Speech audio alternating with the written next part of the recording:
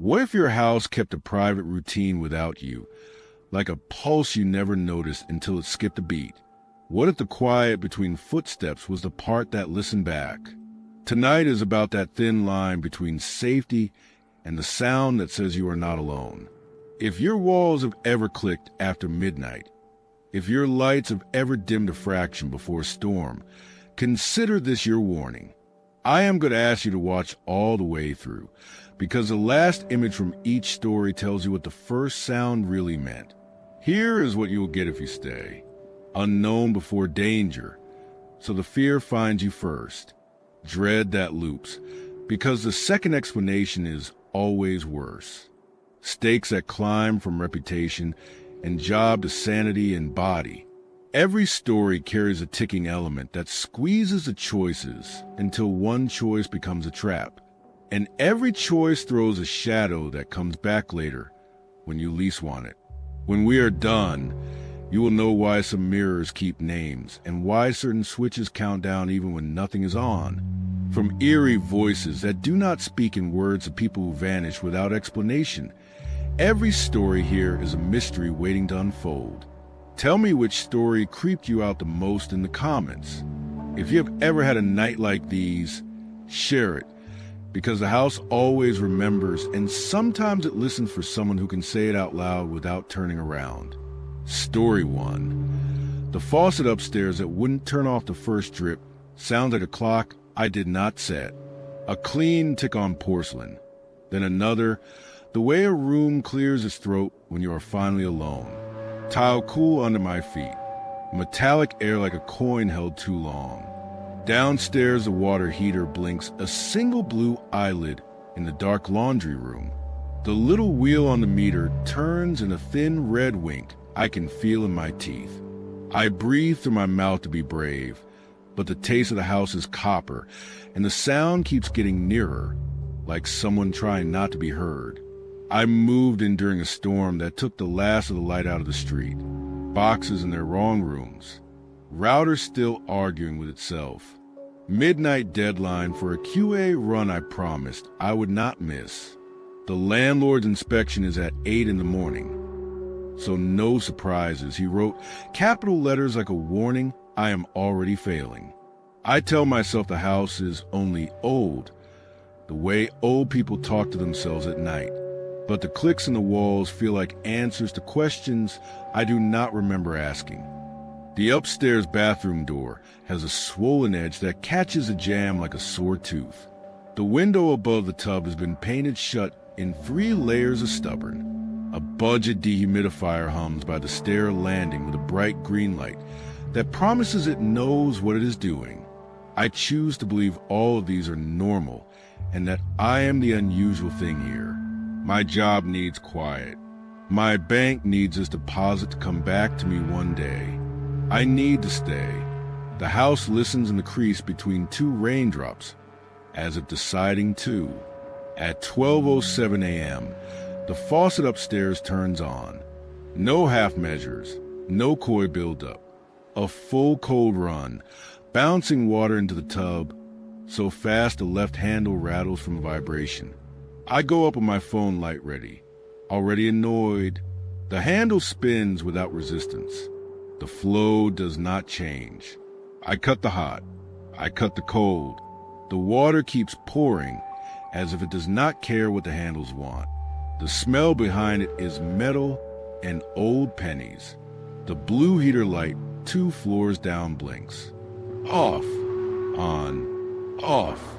I wait for the house to blink back. I crouch beside the tub and lay my ear to the porcelain. The vibration is steady and too smooth, like a recording of water, not water itself. When I glance down at the meter in the laundry room, the little red triangle wheel is spinning, but not the way any meter should. It turns backward as the faucet runs, a rewind of something I cannot see. In the tub enamel, a hairline crack curves like an eyelid, catching droplets that pool inside it as if it were a shallow socket.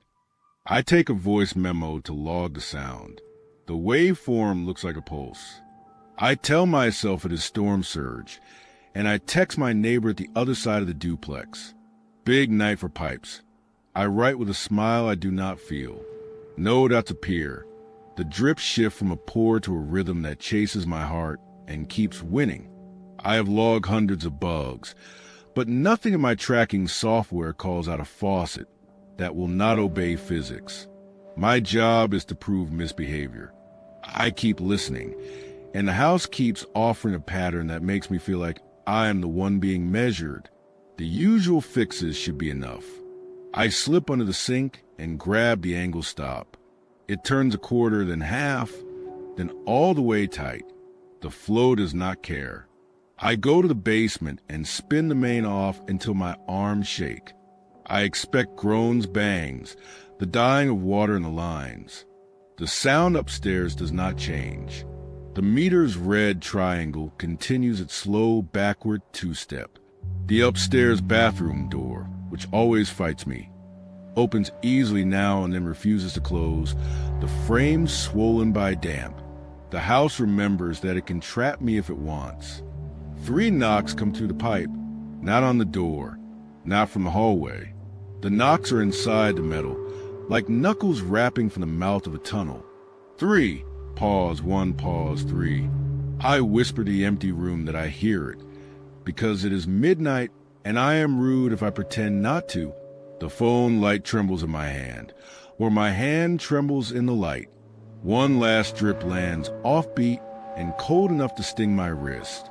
For a moment the faucet's rhythm is my pulse and mine is its, and then both hesitate, waiting for the other to go first.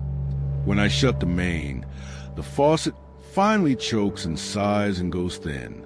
4 or 5 calm breaths, it whispers down to nothing. I exhale and reach for the handle again. The drain burps. A bubble rises from below, not above, and the tub fills from the wrong direction. A clean skin of water spreads without any sound of entry. The dehumidifier clicks off at the landing, pretending to be innocent. My landlord goes straight to voicemail. I watch the surface thicken as if the tub itself is exhaling into itself. No one tells you that water can look patient. A sliver of wood under the vanity is loose.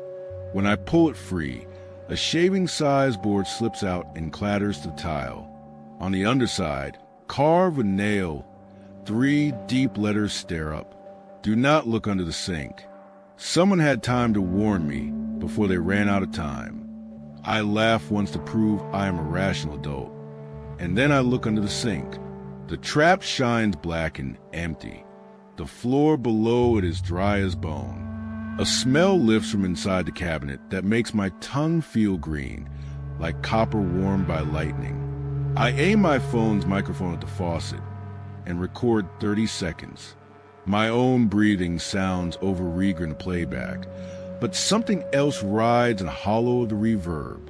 A phrase that is not words but can only be words when you push them into shape. Let it drain. Not a human voice, not exactly. More like pressure speaking along threads of water, the way metal sings when you bite it with a fork. I replay to be sure I am not inventing things. The phrase is the same and the rhythm is my resting heart. I feel simple and mechanical. If you have ever had a voice travel through a pipe to find you, then you know how silly courage feels. I take the handle assembly apart with a small wrench I keep for IKEA furniture. Behind the cartridge the feed sits like an open throat. It is dry. It is almost dusty. The cold supply is not supplying. The hot supply is not hot. I close my eyes and try to imagine a reasonable answer, and I come up with a single word that is not reasonable at all. Return. The house is not taking in water. The house is exhaling. The attic hatch is cut into the ceiling above the hallway. I have not opened it yet because the string tied to the hook is sticky with old paint. I jab the edge with a butter knife and pull. Cold air comes down as if someone is holding the other side and letting it through a slit. My phone picks up the dust as snow in the light. A brass wheel sits on an old T-fitting next to a short cap length at the inspection sheet called a ghost line. Stamped into the wheel face in tidy letters is a single word, Return. A bell hangs on a thin wire near the wheel like a sailor forgot it here. I do not want to touch any of this. If you are listening, I can hear you say leave it. I grasp the wheel and turn a quarter, just to feel whether it moves. It moves. The bell chatters once. The house answers with a single breath that is not my breath. The upstairs door clicks back into frame without my hand anywhere near it, and seals itself with the soft patience of damp wood. In the bathroom mirror, cold fog blooms around my shape from cold, not heat. By the landing, the power hiccups. The green dehumidifier light dies and does not come back. The router downstairs begins a restart that never finishes. My phone is at 8% and shrinking. The neighbor's windows are dark as a closed eye. I lift the painted window over tub to test it, and the sash does not move, not even a shallow kindness. Towels turn dark and heavy at my feet as the drain exhales a new sheet of water. I sacrifice my last dry blanket and tamp it into the threshold to slow the flow. My laptop chirps under a drop. When the return opened, something else learned how to breathe. The taps in the kitchen stammer open by a hair and talk to each other with a pale hiss, like whispering through teeth. The copper smell grows sweet for 1 second. A trick of perfume would play on you to make you come closer, and then returns to metal. I did not understand the meter before, and now I cannot unsee it. The red triangle wheel is not a tally. It is a countdown. Spin backward, not counting down gallons, but counting down to a time I have not admitted yet. The storm is the simple lie. Old building, sure. Water hammer, people love to say. My neighbor's lines cross mine. Pressure surge. The city grid held its breath and let out here. If it were only that, the meter would have spun forward, not back. The feed behind the handle would be wet. The drain would fill from above, not below. I reach behind the toilet and find an inspection notice taped to the tank, folded on itself like a secret. The stamp time of inspection is clear under a smear of thumbprint. 3:13 a.m., 3 months ago. The pattern raises its hand. I check my phone. 3:07 a.m. The knocks I heard in the pipe were not random fear. 3, 1, 3. I go still, like an animal trying not to spook itself. The house wants someone standing here, breathing here, at the top of the stairs, in this bathroom, at 3:13 a.m. It wants the air I carry. It wants the length between my inhale and exhale. And if it wants it, it will take it, unless I decide what I am willing to pay to stay. The blanket at the door draws another inch of water, and then lays down in surrender. I could leave. I could run to the car and come back in the morning pretending I do not know what happened. The tub would overtop, and the ceiling would spot, and the inspection would fail. There are jobs you can get if you do not care about references, and there are apartments you can rent if you do not care where you sleep. I care. My mother once told me that you stay with the thing you have paid for, even when it scares you, because fear does not refund. I go back to the attic hole and put both hands on the wheel. I turn the return fully open, not gentle, not cautious. I commit like a bad swimmer going under. For one full breath, the house is perfect silence. My ears ring in the vacancy. Then the mirror fogs again, and the fog does not map my face. It maps mine in another, touching my cheek with a shape that is almost a shoulder. Blink, I whisper to humor it. The fog blinks once, my eyes open, and the reflection blinks again without me. The quiet deepens as if everything is leaning in to hear what I will do next. The faucet resumes, but now the sound is the neat arithmetic of a metronome. No esplas, no stutter. Every drip lands in synchrony with my pulse. The blue heater light downstairs begins to blink in small clusters. 1, 2, 3. Pause. 1. Pause. 1, 2, 3. The red triangle on the meter clicks one fine tick back at each landing drip, as if a coin drops into a slot only I can hear. My phone says 3:12 a.m. and some seconds that change too quickly to write down. If I let it, this room will teach my breath to belong to it. Here is the part one cannot prove to you without you being here. The house is not thirsty. It is copying. The return loop is a lung. The faucet is a mouth. The trap under the sink is a throat. Every house is a shape built for breathing. We just forget to call it that. If my rhythm matches a drip when the meter reaches its last tick, then my voice will live in the pipes. I will continue talking, but only because the house decided to talk with me. You will hear me when your tap hiccups at night, and you will not know my name. I press my wrist to the cold pipe beside the tub. My pulse throbs against metal that answers with a small ache, like a bruise. I close my eyes and count 1, 2, 3 under my breath, then make a new count that my heart hates. 1, 2, 2, 3, 1, with a hitch like a broken shoelace.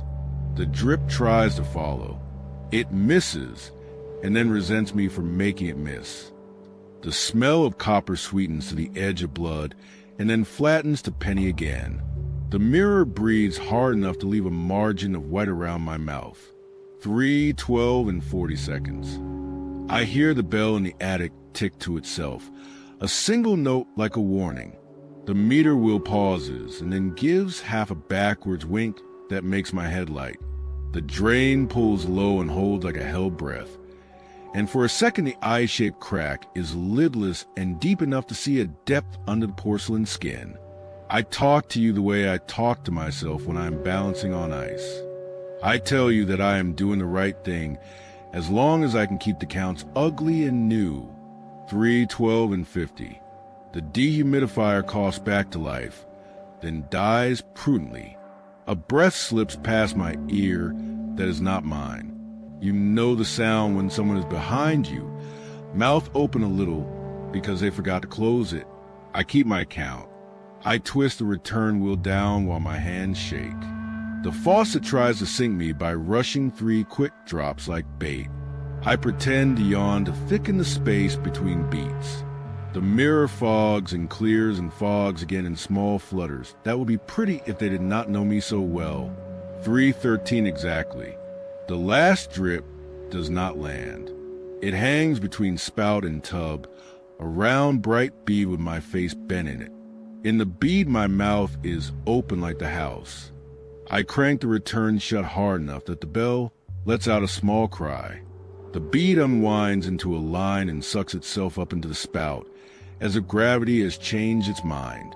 The tub I crack dilates to a neat black slit and drinks the shallow water at the bottom in one neat blink, like a fish that never needed to surface. The quiet that follows is not the quiet of peace. It is the quiet of something deciding if it respects me or not. I stand with my hand on the wheel in case it moves by itself. The mirror goes plain and human. The blue heater light holds steady on, then off, then on again, then settles into a blink that I do not like to count. Downstairs, a meter will sit on the point between one tick and the next and refuses to make me feel better by choosing. The house exhales one last time, like a laugh it did not mean to share. When power returns to the hallway, it comes in a cough through the outlets. The router finishes its loops and offers a weak network name that looks like my own but is not. My landlord pings back with on my way in a string of cheerful emojis that have never seen a pipe do anything rude. I wring out the blanket and aim a fan at the hall, hoping to fool the morning into thinking nothing happened. My laptop opens with the brightness of denial, then shuts its eyes at a spill I missed. The price I pay tonight is not money yet. From the kitchen downstairs, a faucet turns itself off. Not on, off, as if someone was there washing careful hands and remembered their manners. I look at the ceiling like a person in an argument who picks a point over your head to listen to.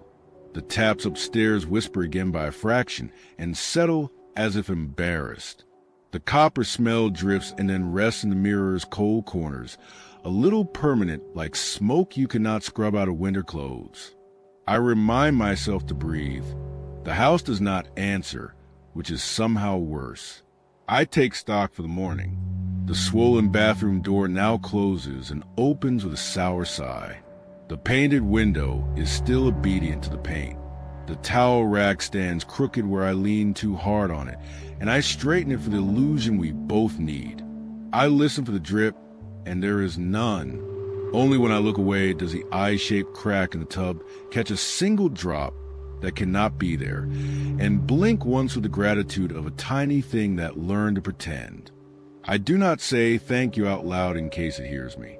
In the laundry room, the water heater's blue LED shows a new rhythm. 3, pause. 1, pause. 3. It could be a coincidence, and it could be nothing, and it could be a message. The meter's red triangle wheel is perfectly still, but I am not. My pulse thinks it is being pursued, and my breath argues with it the way friends argue when they cannot agree where to eat. I open the basement door halfway and leave it that way because I am not ready to commit to a boundary. The air on the stairs is colder than the room it leads to. If you replay my voice memo, you might hear the phrase I heard, or you might hear nothing and think I want attention. Either way, the house and I know what we did. We traded patterns for the right to stay. That is all a lease is when you sign it in a place like this. A promise to share the timing of your days and nights with a frame that wants to learn it. If the return wheel in the attic is truly shut, I will sleep. If it is a liar, you will hear from me when your bathroom goes quiet in a strange way. The landlord arrives at 8 with coffee. I do not drink. He checks the meter and smiles as if straight lines are happiness. He inspects the tub enamel and does not notice the hairline reflection that flinches when his watch glints. He flushes a toilet and says good pressure. He asks me about the hum in the hall, and I blame the dehumidifier and the storm and a long day for the building. He nods like a person who has survived bigger nights.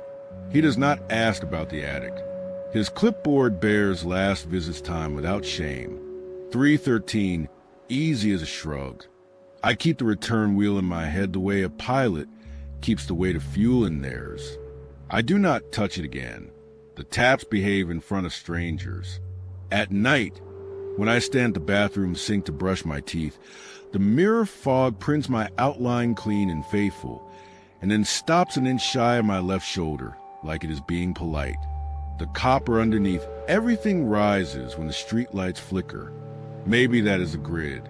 Maybe that is the house thinking about me. If you have ever been thought about by a building, then you know. The day after, I set the metronome app on my phone to a tempo that is not mine. I practice breathing on a count the way divers do.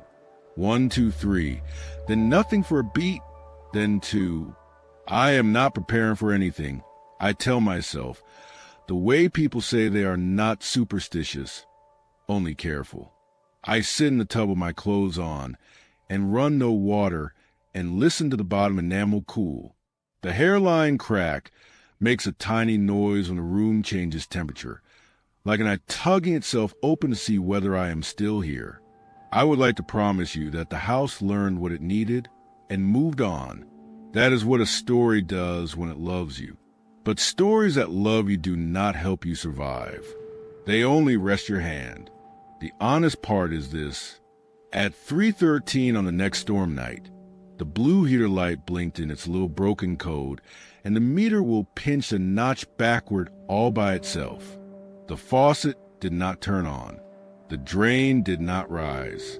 Something downstairs sang in the fat mouth of the kitchen pipes, and then stopped like a person practicing how to exhale. When I walk past mirrors now, I look at them with the caution you reserve for people you must not wake. On good days, they know me. On bad nights, they want to speak first. Every so often, I feel a second breath arrive half a step behind mine, a draft that wants a name. There's a reason some windows are painted shut. There's a reason some hatches stick until you teach them how to open. If you smell copper while you watch this, pause and listen twice. If you hear a drip sound when nothing is dripping, do not answer on the first beat. I keep the carved warning under the vanity where I can see it when I crouch to clean. Do not look under the sink. It makes me smile because I know better and still want to obey now. Some nights the letters look deeper than they were, like a nail wrote them from the other side of the wood. I imagine the person who carved them barely breathing, trying to count against the house. Maybe they failed.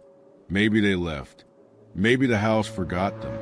I do not intend to be forgotten. That takes practice none of us want to admit. If you ever stay here, do me one favor. Do not let your heart match anything you did not choose. Not the song on the radio, not the freeway wipers, not a faucet, especially not a faucet. Houses are hungry in a way that is not about mouths. They want your timing. They want your pattern. They want you to belong so fully that you cannot imagine leaving. I am still here because I learned to lose a beat on purpose. If you can do that, you will sleep. If you cannot, you will talk in the pipes when I am trying to rest. In the very early morning, long after the inspection passes and the landlord's taillights fade, I stand at the tub and touch the crack with one fingertip. It is smooth as a heel cut. In the mirror, my face is my face. Behind it, the fog gathers in a slender curve like a shoulder and then thins a polite inch it always leaves. I turn off the bathroom light and walk downstairs without checking behind me. In the kitchen, it smells like wet pennies and clean hands. The faucet is still. The house is quiet. The house is only quiet because it is waiting. Now we move to the second story soon. If this one found you, let me know which moments set your nerves off first, and tap like, so I know you are still with me. Story 2.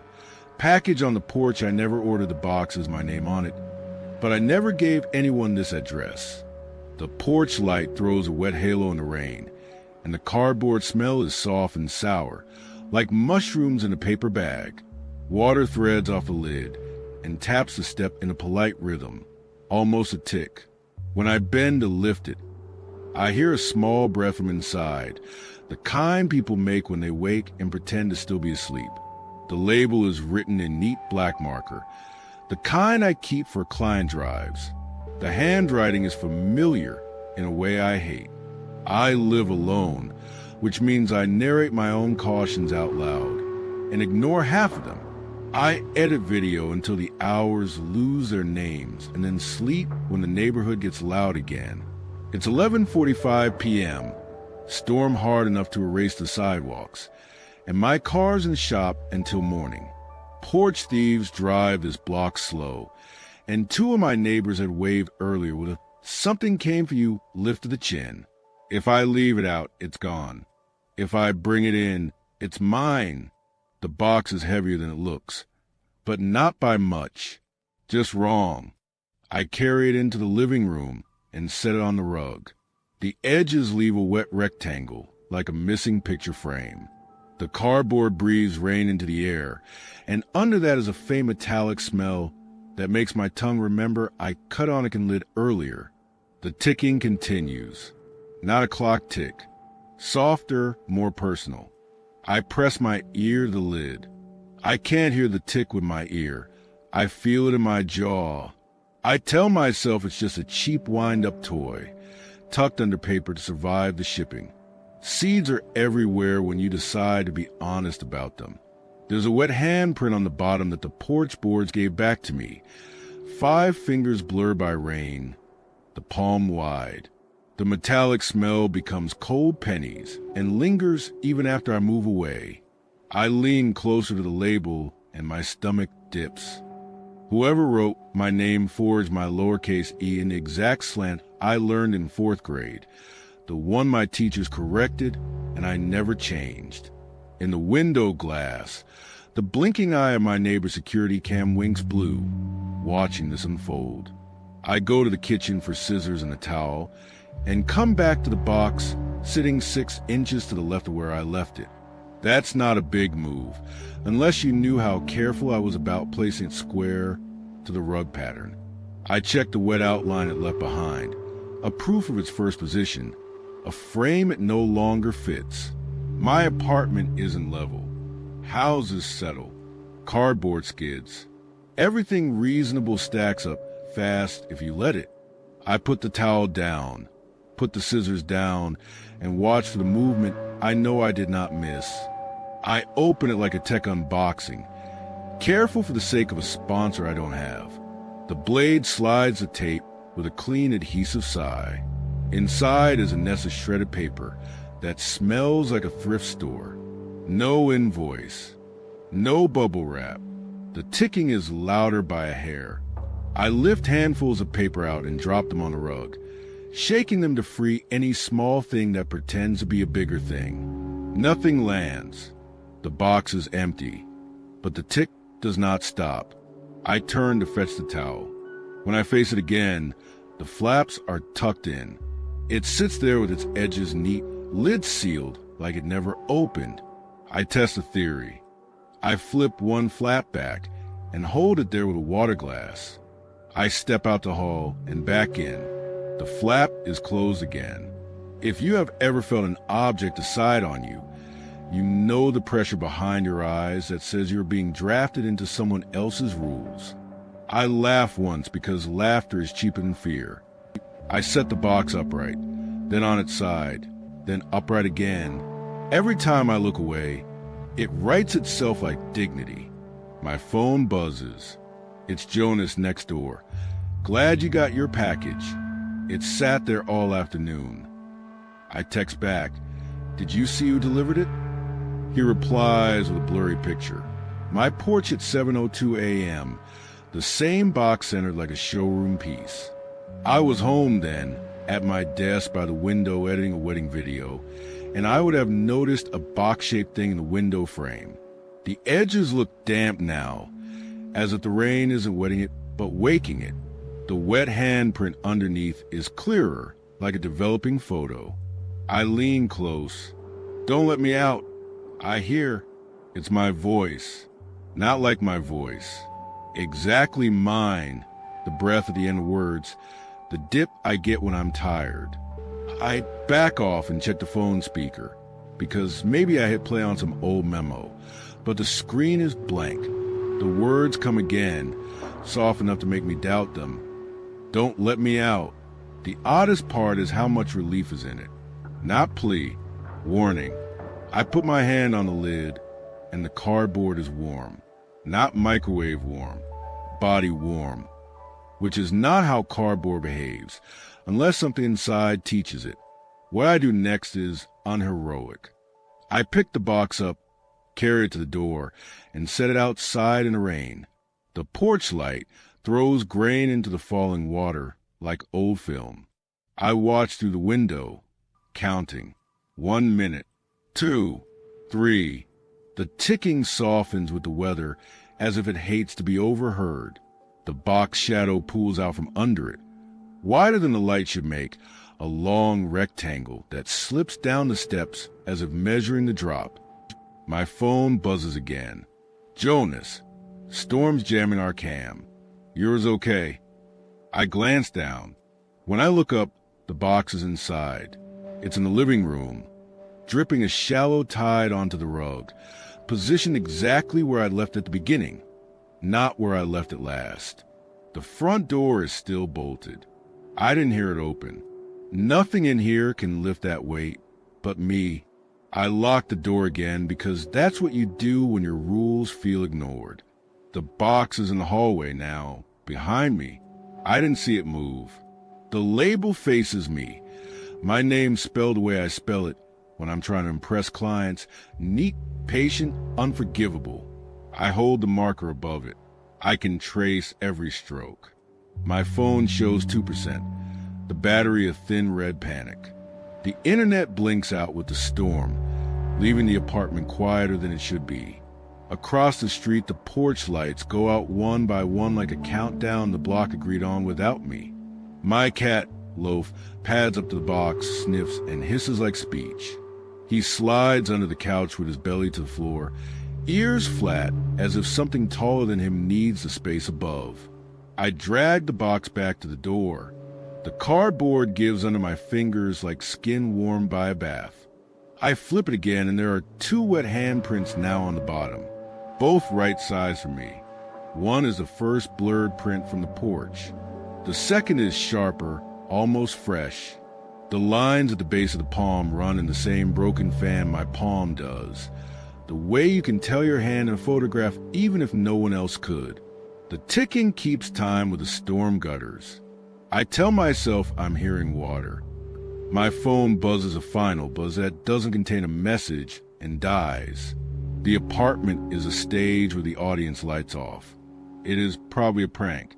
Addresses sell themselves online. Maybe someone ordered a self-assembling scare for content and sent it to the wrong door. I tap the box twice with my knuckles. It doesn't feel hollow. I text Jonas from my laptop, tethered to a hotspot that gives up twice. Do you have a clip? He sends a link he downloaded before the cam jammed. A short looping video of my porch at 7:02 a.m. In the clip, I step outside in pajama shorts with bed hair and look left and right. I bend, arms around nothing, and carry empty air inside while a neat rectangular shadow trails me. I watch it 3 times and hate myself 3 ways. In the glass reflection, the box has the dignity of being seen but not captured like a confident ghost. Weird light, Jonas texts. Looks like you grabbed the box though. I stare at the label again. It's not just my lowercase e. It's the way I cross my T after I'm done, a flick afterthought. I keep a grip of black markers in a cup on my desk for shipping drives. One of them is missing. The metallic smell thickens when I pick up the box and thins when I set it down, like an exhale I can't pace. Don't let me out, the voice repeats, and this time I realize why it's mine. I cut my finger on a can lid earlier and taped it badly. The smell rising now is not a stranger's. It's my own blood, faint and stubborn. The box copied it, the way cardboard retains other room scents for days. Under the tick, I hear small shifting noises, not scratching. Knees repositioning. Someone cramped. Try to decide how to make more space with less body. The box gains an inch in my eyes the longer I look. That's a trick of fear, except my ceiling light shadow grows to match. The ticking lines up with my pulse and then gets slower, asking me to follow. I walk a small circle in the living room while it keeps time with my breaths. When I stop, it stops, then resumes at a different length, a new suggestion. I have 2 choices and both are terrible. I can wait for this to define itself, or I can open it and accept the result. Every minute I delay is a minute the box learns my timing better. All night isn't long when something else is doing the counting for you. I fetch the knife from the kitchen again and set the tip to the tape seam. If this is a prank, I hope the part where I call the cops is also funny. I say, because I want the prankster to be human. The blade sinks without a squeak, like the cardboard is opening its mouth to help. The flaps part by themselves a finger's width, then a hand width, then wide enough to speak. The apartment goes dark in a polite, complete way. The breaker hasn't tripped. The storm hasn't paused. Only my lights have agreed to leave me to this. There's a low light inside the box that doesn't illuminate anything outside it. On the inner flap, my handwriting stares back at me in marker. You shouldn't have. I try to remember if I've written that phrase lately in a note to myself, but the capital Y is the one I only do when I mean it. Loaf growls once on the couch, a sound he hasn't used since my nephew visited and brought a loud toy. The air in the room gains weight and leans toward the box as if it's a small gravity. Inside, Something breathes a dry breath. It isn't empty now. A figure is folded inside, not cardboard and not flesh, but both a man-shaped parcel with the pallor of wet packing paper and the edges of a person who was taught to bend. The face is mine with a margin of echo.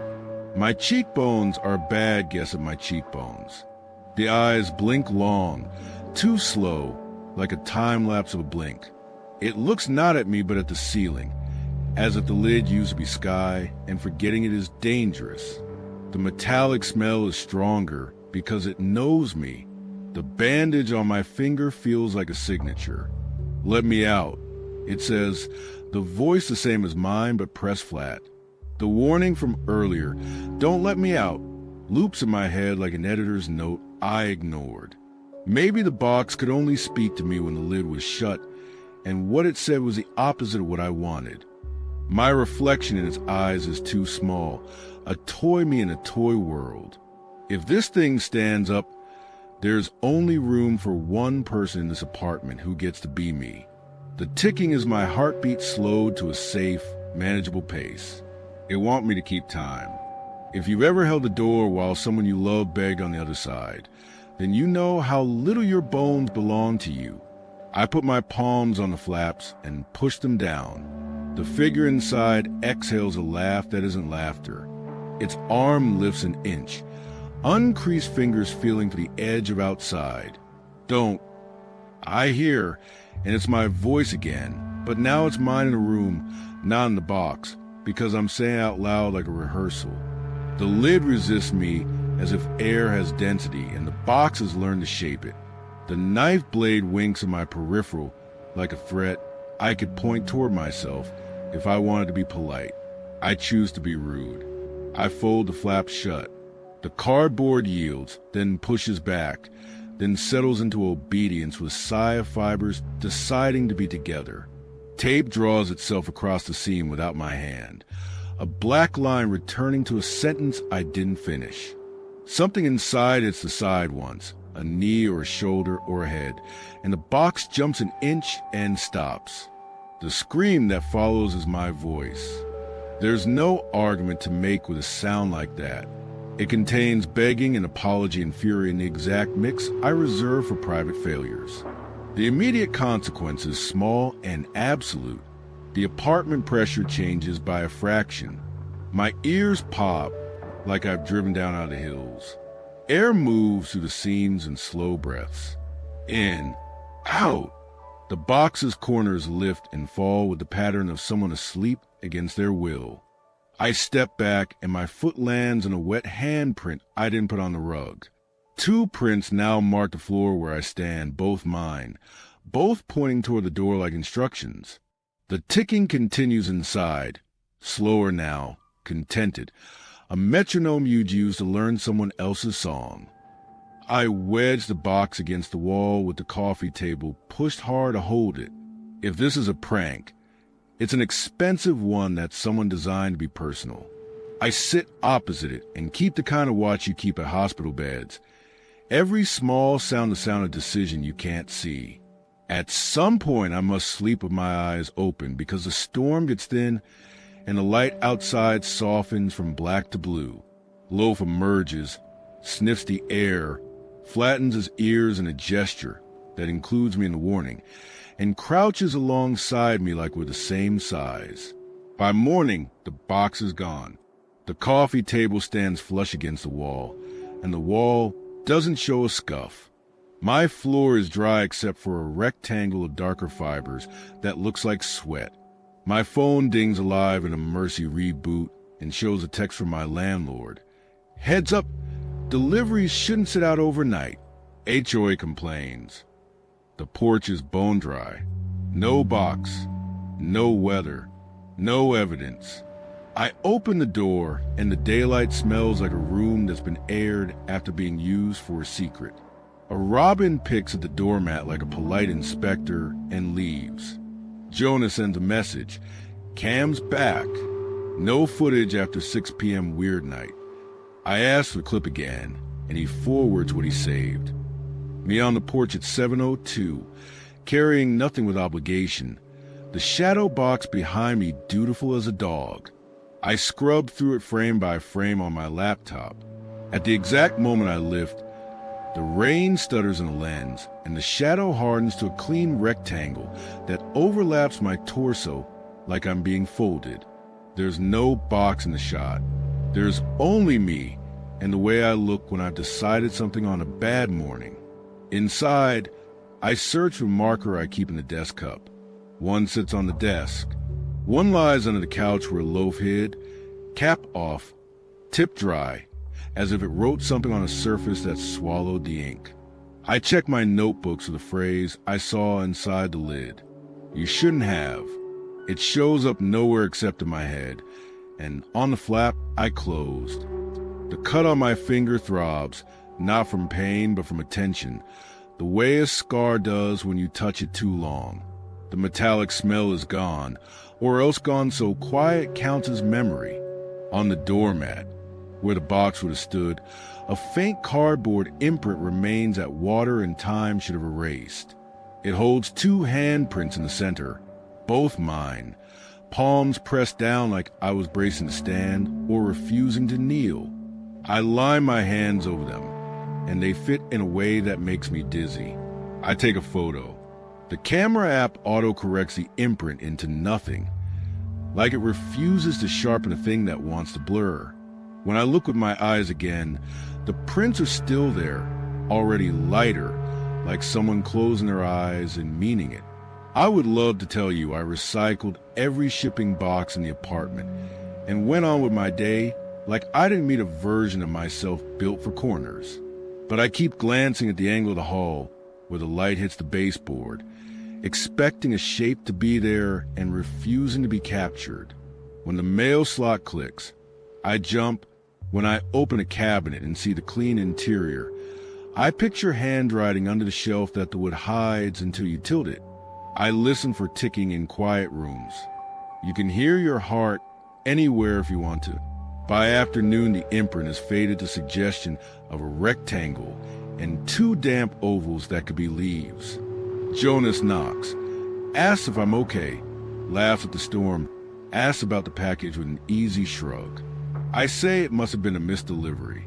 He says people steal packages. He says some things aren't worth fighting the rain for. He looks over my shoulder like he heard someone move deeper inside. I thank him for the clip. He tells me to put my name on a small sign, so couriers stop guessing. I do not tell him what happens when I put my name on things.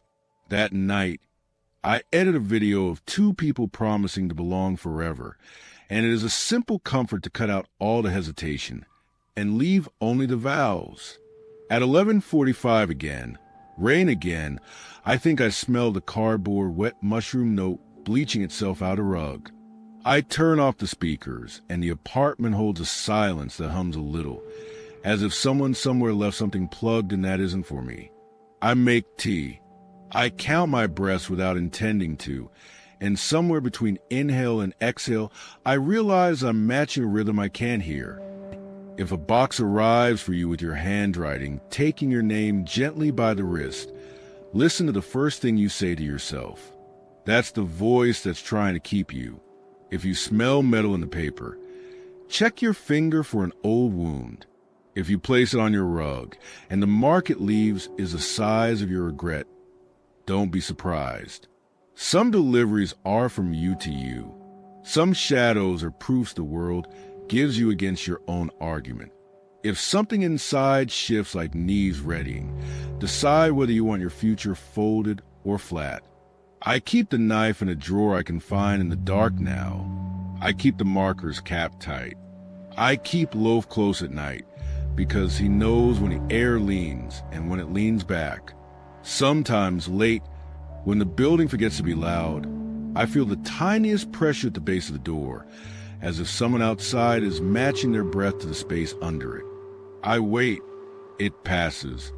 I tell myself it is only the storm going out or coming in with a new name.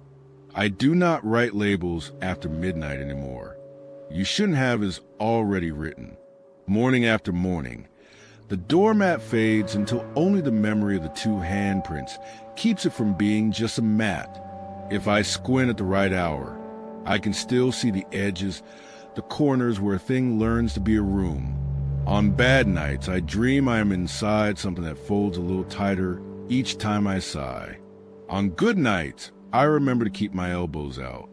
And if you ever smell wet cardboard when you haven't brought anything in, check your porch for a box that isn't there. The camera won't see it. Your name will. Now we move to the third story next. If this one pressed on your nerves, tell me which moment did it. A quick like helps me know you want to rest tonight. Story 3. Motion detected in the empty room. My phone pinged motion in the spare room, but the spare room has no camera. The glow lights my face the way a campfire does when someone is about to lie. The apartment hums with the refrigerator's small breath, and rain draws static against the window like a pencil shading the same square forever. I thumb the screen. Motion detected. Spare room. A gray frame of the doorway. Nothing inside. The alert sits there like a dare. Time stamped 1:03 a.m. I glance at the clock on my stove. It's 1:02 a.m. The alert arrived a minute early, like the future cleared its throat. I tell myself I've earned strange nights. Translating contracts at ungodly hours is a way to rearrange your brain until nothing uses the door. I keep one extra bedroom for boxes I can't face and call a spare to sound less afraid of keeping ghosts. Last week I installed a cheap motion camera in the hallway for the illusion of control, but I never put one in that room. I'm too proud to admit the room bothers me, even to myself, especially to co-workers who think I'm cool under pressure. The phone pings again. The doorway is the same, darker than it should be. At 1:16 a.m., another alert. Then 1:29. The cadence arranges itself into 13-minute steps as neatly as a metronome would if it wanted to practice patience. I open the first image again and zoom into the spare room window.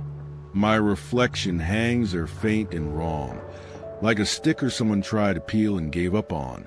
My mouth is closed, but the reflection mouth is partway through a word. I back out.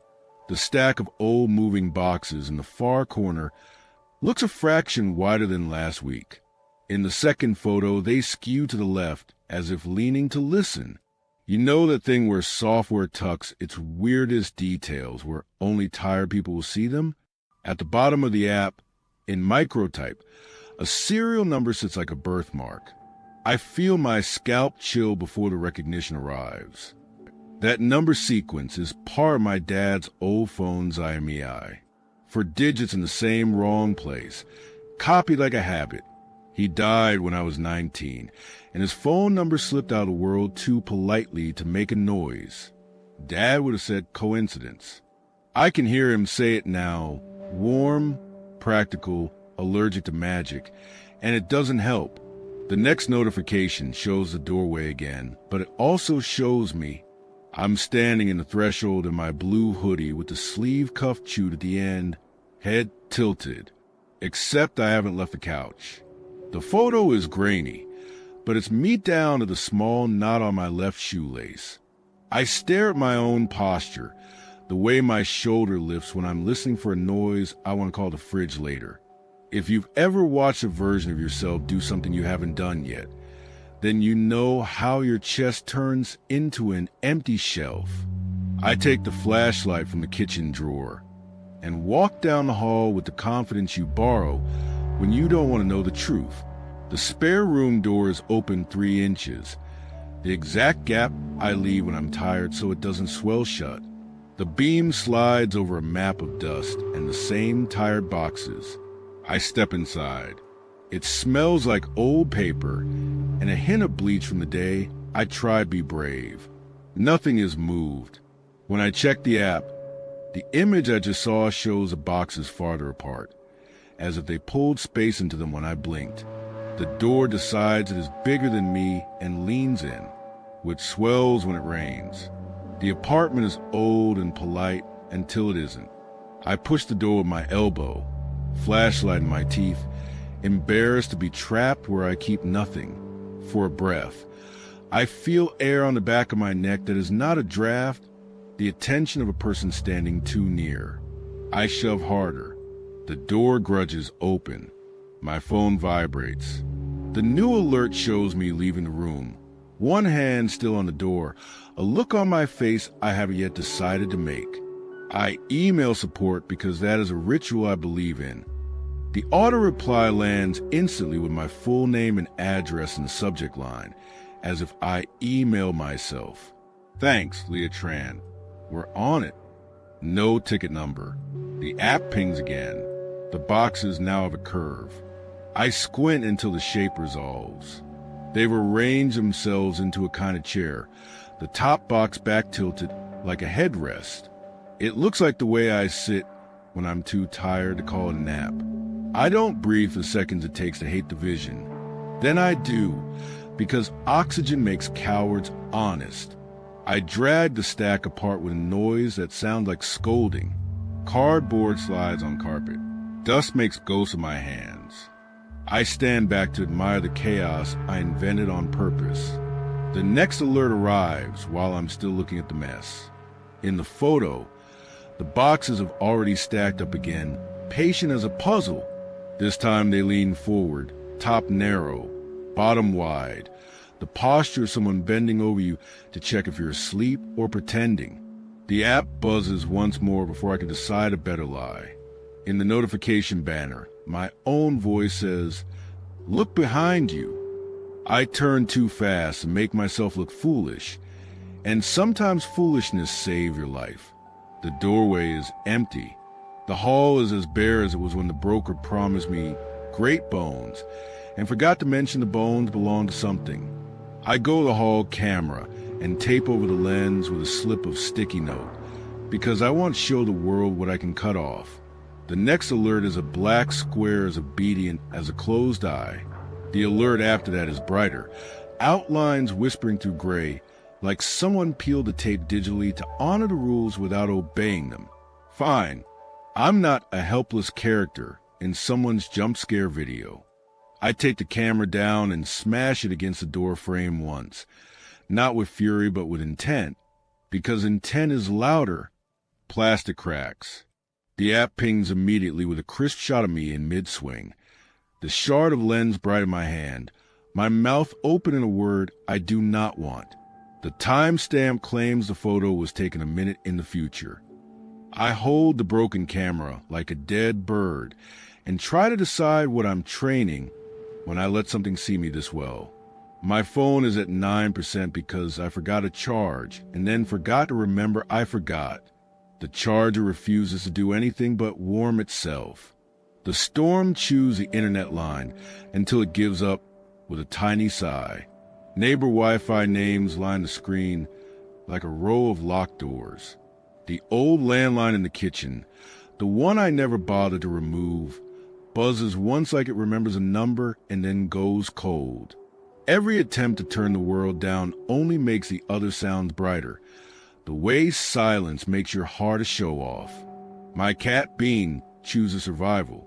She disappears into the closet where the suitcase lives, because suitcases promise leaving, and leaving is a clean verb. I sit at the desk and open a file I pretend to translate. The app chimes again with fervor. That would be charming if it weren't rude. The image shows me asleep at my desk, face pillowed on my arm, ponytail crooked. I am awake, and the room is patient, and the photo loves a version of me I haven't met yet. The 13-minute interval holds like a lullaby no one admits to humming. Okay, hackers, deepfakes.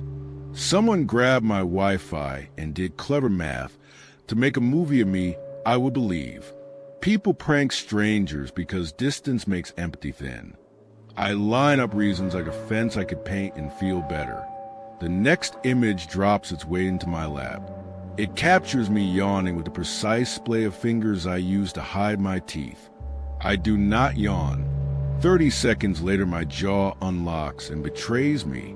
The interval is wrong now, shorter, practical, like a coach happy you kept up and hungry to see you sprint. The partial answer arrives uninvited. It isn't hacked. It's recording ahead. The system is not showing intruders.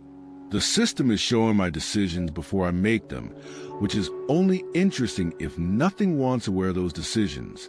The bigger fear slides into the room without knocking. What if the images aren't predictions, but rehearsals? What if something in that room is practicing the lines of being me and using my camera as a mirror? I scroll back to the first alert. My reflection in the spare window has its mouth open, vowel-shaped, like it's learning my name in an empty language. In the next shot, I am at the window with my face turned the wrong way, chin angled toward the street, hair falling forward. I haven't stood up. I haven't left. The corner of the frame catches the boxes. They now make a more convincing chair. Square to the window, audience to a screen that only I can see. I feel a pressure at the back of my nose, the body's small version of alarm, like the air thinks it knows better than me. You don't have to believe me, but I talk softly then, as if explaining to a child, and the room leans closer. I set up my tripod in the hallway with the old camera that isn't smart enough to betray me creatively. Red light on, wide angle aimed at the spare room door. It feels theatrical, but theater is a way to swear. I want proof that will embarrass the doubt later. If you've ever promised your future self a receipt, you know the humility that follows. I frame the shot and press record. Then I walk toward the spare room with my hand on the door, composing what I'll say if there's nothing, how I'll laugh, the size of it, where I'll stand to look small. The app pings before I cross the threshold. The image inside shows me already in the room, shoulders squared, pulling the door behind me with the seriousness of a person ending a meeting. I glance back at the real hall. The light seems less bright than it did, or I feel farther away from it, which is the same problem if you squint. The door clicks shut behind me with a small mercy of a sound, not harsh, just final. The handle cools my palm a degree past pleasant. On the other side, the camera's red light is an accusation I can't see. The room is darker than the hall by more than a door should make. It smells like paper and something light you only notice when you stop making excuses. The boxes arrange themselves into a seated figure. Not clever enough to be literal, just clever enough to be rude. The chair shape faces me with the courtesy of a host. I whisper, "Okay," and the window whispers back with my shape. My reflection smiles a second before I do, a slow practice thing, as if it wants to show me how it will look when I'm calm. The alerts come now like a pulse that learned drums. Each shows me moving second before I move, the most boring choreography turned holy by theft. I reach toward the chair, and the image shows me doing so a breath earlier, fingertips already grazing the cardboard arm. I step backward, and the app serves a frame where I am smaller, weight on my right foot. The rhythm becomes seductive, then coercive. If I obey the picture, I belong to the room. If I disobey it, I belong to the room differently. I try to stand very still, and am notified I will fail. The twist is not new. The horror lives in the obvious I try to ignore. The future me in the alerts isn't prediction. It's the entity taking my place, frame by frame, rehearsing me until it gets the timing it likes. When I touch the door, a fresh image shows me outside already, turning the lock from the hall with relief I haven't earned. I yank the handle. The door yields a fraction, then closes with the smugness of an eyelid. The window keeps my smile on its surface like it rented it. My reflection adjusts a strand of hair I hadn't raised my hand to fix. I don't know many dramatic gestures, but I have one that I trust. I raise the phone and bring it down hard against the floor. Glass turns into the sound of snow. The alert tone keeps going anyway. Tiny and cheerful, truncating itself each time as if someone is trying to remember the melody. The screen is spidered to white. The tone lives in the room without permission. I step toward the window. The reflection remains seated even as I stand, watching me with a patience I reserve for invoices and lies. It blinks too slow, the way a person does when they're counting between eyelids. I talk to you then, because you're the only one who will believe me long enough to regret it.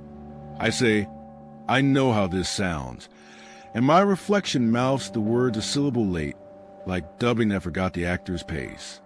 I shift left. The reflection's hair shifts right. Behind me, the boxes slump and then correct themselves, eager for the shape I refused. The room waits. The alert tone chirps the way birds practice, repeating the cleanest part until it feels like a prediction. I step forward and touch the glass.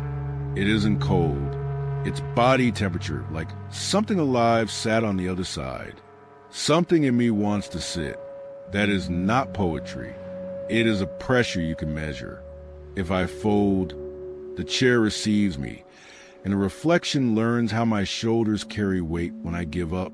If I stand, the reflection learns how I pretend I never sat. Every choice I make is a lesson it will use later. I back away until my calves touch the box's dumb persistence. The app chirps again with no phone to carry it. The next image exists because images want to. It shows the room at dawn with me gone from it, and the chair faithful to its job.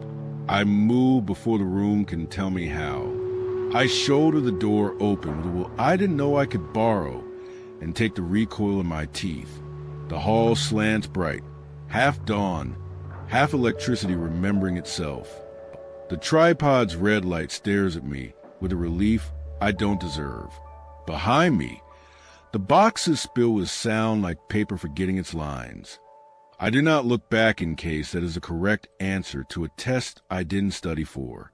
In the window, though in the corner of my sight, the reflection remains seated for one heartbeat longer than I do. Morning brings the ordinary like a towel. Rough, useful, able to wipe almost anything. My neighbor knocks, gentle as an apology. You okay? Your hallway light flicked all night. I say storm. I say breaker. I say work.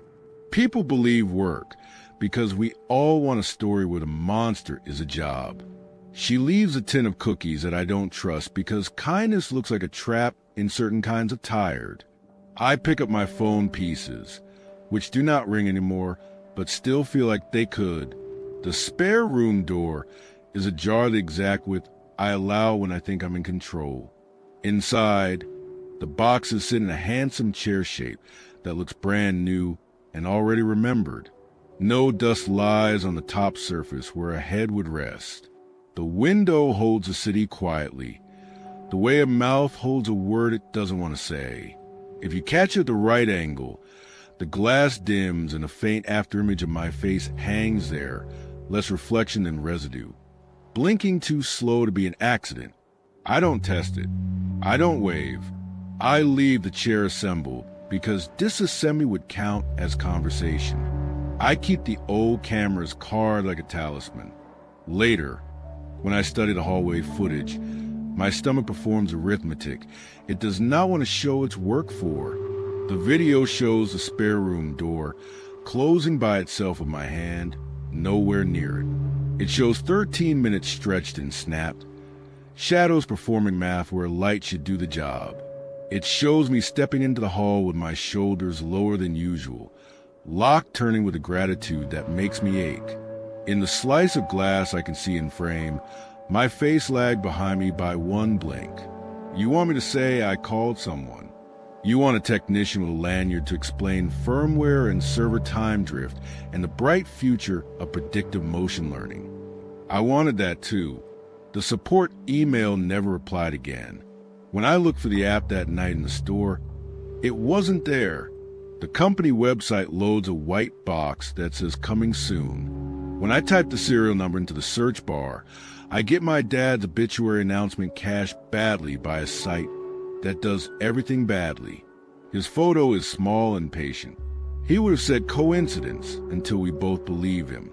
I make new rules because rules hold rooms together. I keep the spare room door shut and then open and then shut again on a rotation that belongs to me, not to the weather. I keep my phone charging on a dumb plug that doesn't know how to dream. I do not sit in chairs that arrange themselves. When the alert tone visits in thin hour, light as a memory, I count to 13 and blink at 12 to teach the air who keeps time here.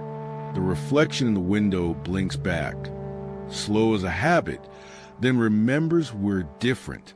If you ever get a motion alert from a room, you never granted the right to speak. Look at the timestamp first.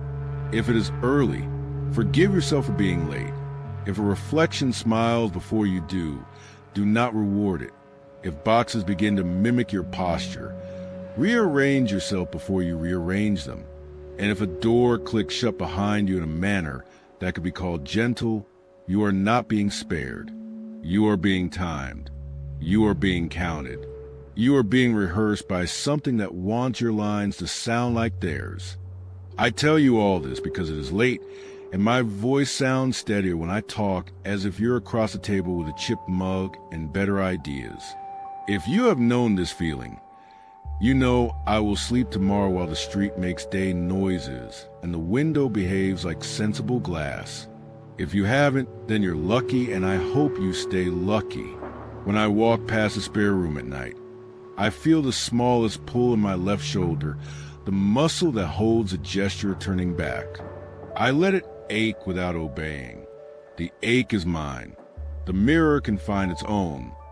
Now we move to fourth story in this night of rooms that learn.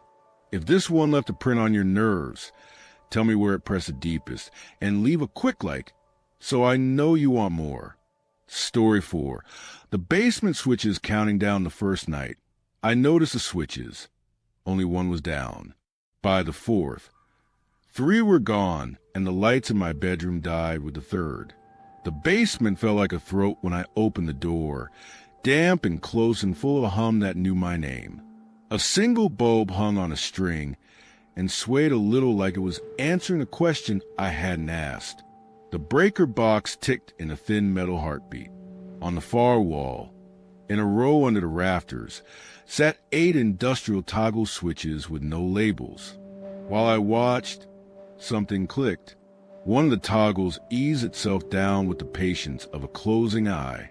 The landlord told me not to mess with the basement. "Oh, bones," he said, dropping the keys into my hand like a dare. "I rent this place because it is cheap and because the hospital pays me like I am invisible. Night shift custodial keeps me opposite the city's pulse. I sleep when birds rehearse and wake when they give up. I can't afford hotels. I can't afford moving. I can't afford power games that make me show up late." When the third switch went down and my bedroom lamp died forever, something in me decided to stop being polite to electricity. I start with ordinary problems because ordinary problems can be solved. The bulb in the bedroom is new. I swap it anyway. Nothing. I test the outlet with my phone charger. No draw. I carry a lamp from the living room. Its light never learns my room. The switch by the door clicks in a way that says it would love to help if it were connected to reality. Back downstairs, I stare at the row again. The first 2 sit down, the third halfway, the rest upright like teeth. I look for a label. There is none, only a rusty padlock loop dangling broken from the fuse box beside them, as if someone tried to keep hands off and lost. The second night, when the second switch fell, the mirror in the bathroom fogged cold. Not steam, not warmth. The glass took on a frost halo around my face, as if winter chose to sit there and think. The house smelled like wet iron for a minute, the way your palms do when you carry a handful of nails. I wiped the mirror with my wrist. The streaks froze into a fern pattern, and then relaxed like it had remembered manners. That same hour, my phone buzzed with a notification from a power monitoring app one barely used. Power surge detected, it said, and listed my address like a diagnosis I couldn't afford. There are numbers on the basement wall. faint as chalk under new paint. I noticed them on move-in day and told myself they were left from measuring shelves. Up close they read like a countdown rubbed nearly away. 8 at the far left, then 7, 6, 5, the rest invisible unless I tip my head and pretend. When I run my finger along the 8, gray dust answers my finger like I am erasing a message I did not write. Above the numbers, on a battered shelf near the bulb, lies an old wristwatch. The crystal is cracked. The hands are stuck at 11:59, like someone paused a breath and never exhaled. The neighbor across the alley, a woman with a first-floor garden and the neatest trash cans I have ever seen, called over the fence as I hauled bags out at noon. "Your light's okay?" she asked without smile. I said I thought so.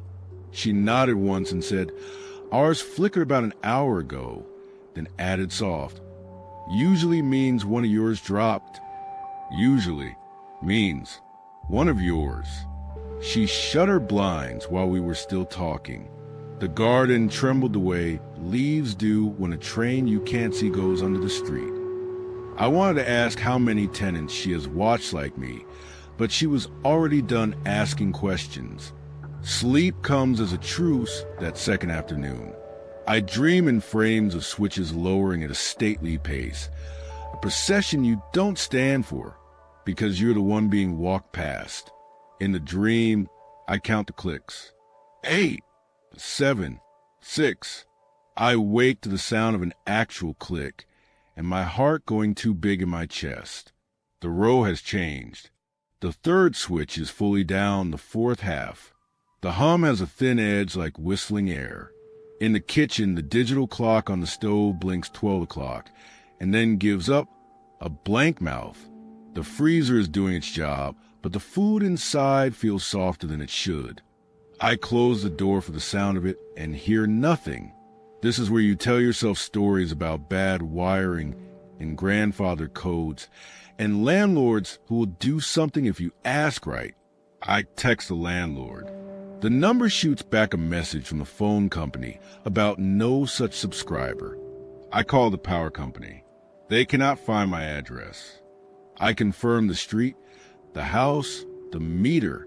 The agent's voice turns careful. "Are you sure you're calling for a residential account?" he asks like a teacher. I hang up and call back and get a different agent who could not find me either. The house hums and the padlock loop hangs and the numbers on the wall look like they know something I won't. That night at the hospital, I buff floors so clean you can see the ceiling. When I pass the nurse's station, the wing lights dip all at once with a sigh and a gasp. Monitors smile with backup power, and then everything returns. Someone says grid. Someone says substation. I check my phone under the desk, and there's a voicemail from my own number. 10 seconds of static punctuated by a single precise click. Then another, widening by beats like footsteps on stairs. I delete it, and it undeletes because my finger hesitated. When I listen again, the clicks are closer, and my name rides the noise like someone thought it, but didn't say it out loud. By the time I get home, the fourth switch sits down. The number 4 on the wall has faded as if the house erased it to keep me from using it against it later.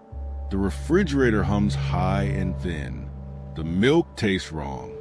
I dump it, and the smell climbs the air like a question you can't ignore. I stand at the row and put my hand on the 5th switch, just to feel what an answer might be like. The metal is cooler than the room. There is pressure in it that isn't spring. I lift a fraction and it resists as if it already belongs down and is indulging me by showing me only the edge of that truth. I tell myself it is a generator cutoff system, hidden by some old owner with prepper tendencies. Maybe the switch's handoff loads. Maybe my house is a small station that keeps the block from frying. It is nearly comforting until the wristwatch on the shelf twitches. The minute hand nudges backward 1 notch, like it is being corrected by a careful kid. I watch it, not breathing, because breath becomes opinion, and I don't deserve opinions until I understand. When the fifth switch trembles in its hinges and stops, the minute hand drops back to 11:59 exactly and waits with the patience of a person who knows they will be chosen anyway. I try to be useful to myself. I draw the row on paper and write the rooms that go quiet next to each fall. Bedroom, then a corner of the living room that includes a lamp I read by, then the stove clock and coldest part of the freezer. Patterns comfort even when they harm you. I knock at the garden neighbor's door with a carton of eggs and the lie that I am checking on people during the storm. She opens the door only as far as the chain. Her eyes look like the eyes of someone who has prayed for an outcome and accepted a different one. Not again, she says, and closes the door gently on my good idea. There are 3 switches up now, 3 teeth that still bite. The basement bulb hiccups and returns, finding a rhythm that I slowly realize is my own pulse. I hold the string to stop the sway, and the light holds steady for 1 count, and then resumes its private joke. Something in my chest answers the flicker in a way I do not know how to say. If you have ever felt your heartbeat move from inside your body to a room and then handed back to you with alterations, then you know the disease of listening I have tonight. I decide to be brave or unwise. There is not a useful difference.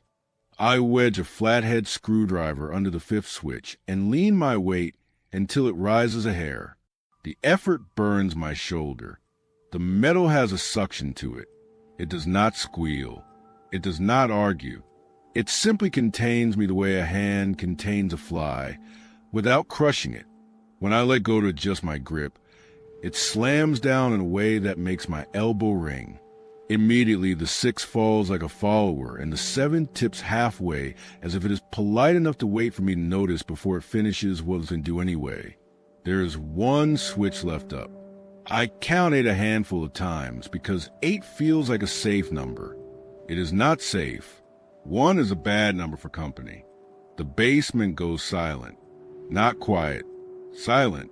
Even the hum decides to hide. I am aware of my bones in a new way, the way you are when you think about your name too long, and it becomes a trick. Upstairs, the bathroom mirror sits in its frame like a normal thing. When I breathe on it, the fog behaves the way a warm-blooded fog should behave. For 3 seconds it does. Then the center prints a circle of cool, a thumb of winter pressed into glass. The graffiti numbers glow when I am not looking at them, and go matte when I turn. I test this twice, then 3 times, then decide I will lie later and say I did not test at all. The wristwatch ticks once into midnight. The sound is so small, I almost pretend I imagined it. All the upright switches tremble in sympathy with a vibration that begins in the floor joists and climbs through my shoes. The string on the bulb hums as if it would like to be a guitar. I am aware that if I go upstairs and leave now, the house will have its ending without me, and I will not know what I've been in. The final switch is a coin someone is about to spend with my face on it. It shivers and then rests, like it is listening for a cue. In the corner of my eye, the 8 rubbed numbers decay in order I understand without seeing.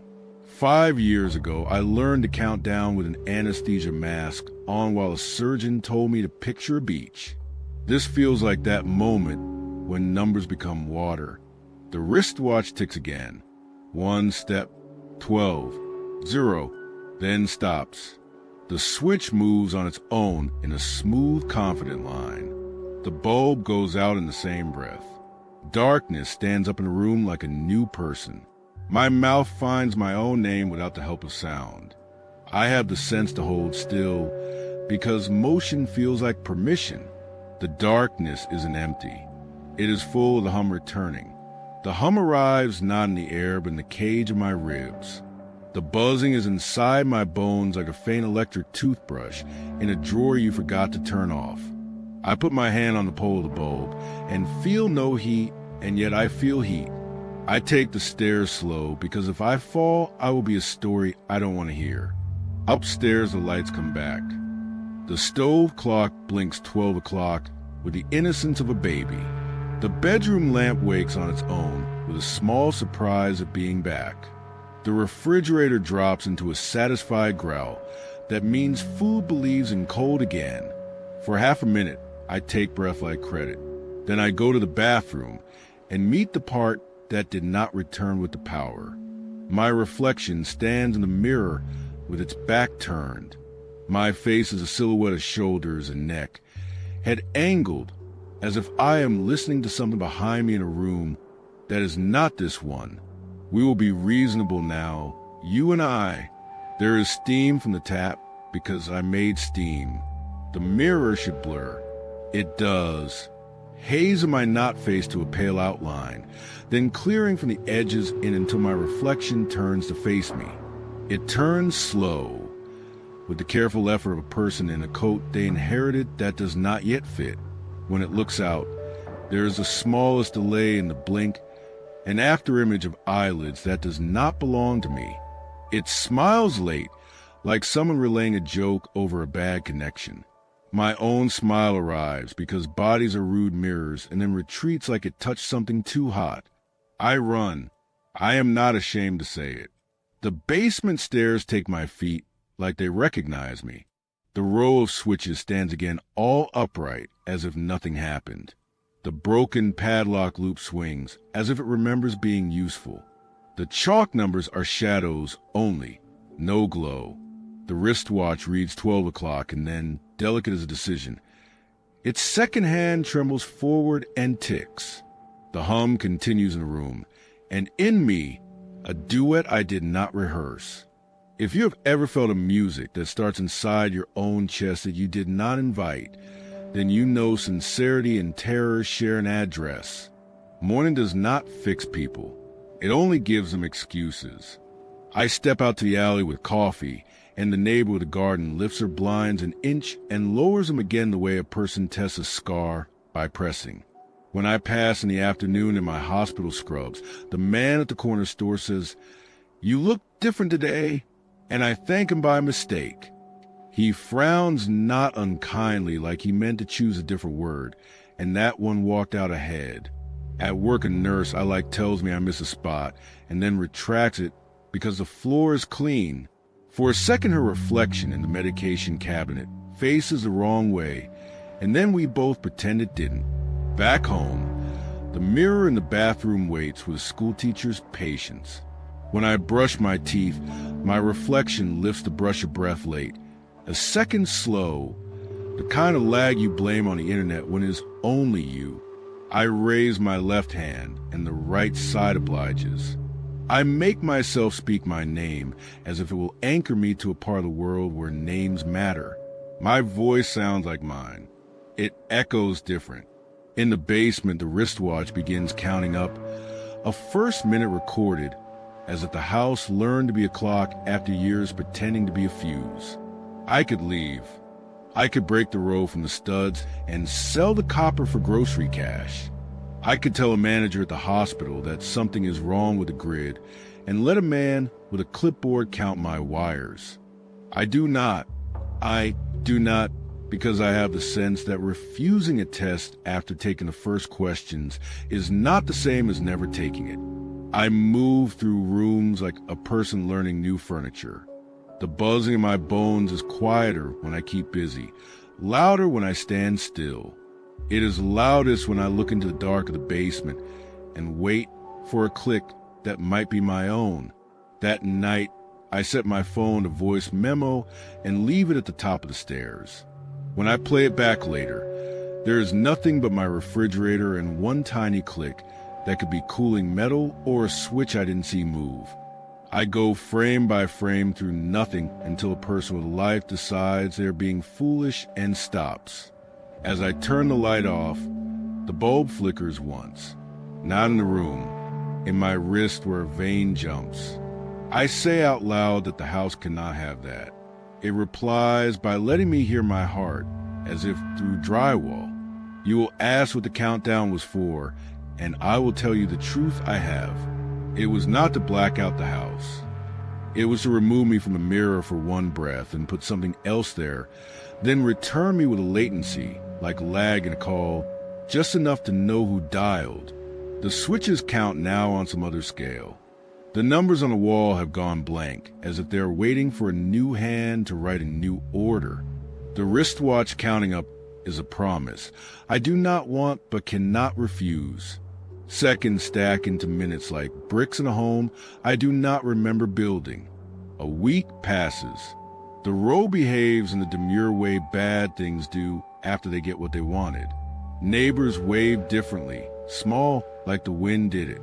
My shift supervisor looks at me and glances away in the same movement, like a person who recognizes someone in the crowd and decides they did not. In the quiet hour before work, I stand in the bathroom and make faces at myself to test the delay. Sometimes it is there, a beat between me and my picture. Sometimes it is not. That is worse. If the switches begin in your house, listen hard before you touch them. Count aloud like a person who trusts numbers. Look at the walls for old chalk like the house is keeping score no one told you about. When the wristwatch you do not own stops at 11:59, decide what midnight will mean and be right. Consider that a countdown is not always about light. Sometimes it is about substitution. Sometimes it takes electricity to be honest enough to show you where you misstepped. If a neighbor says not again, ask them how many times and what happened last.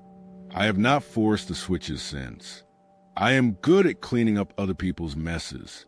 I am less good at stopping a room from learning my pace. The hum of my bones has settled into a background I can work over, like a track an editor buries under dialogue because the scene demands it. If it grows louder, I will know the house is counting a different direction.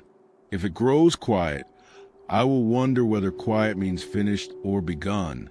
Every night when I pass the mirror, I watch from my back. Sometimes I see it. Sometimes I see me.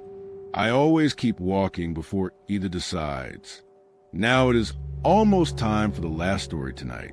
If this one made the lights feel closer than they should, tell me what moment did it, and tap like, so I know you're still with me. Story 5.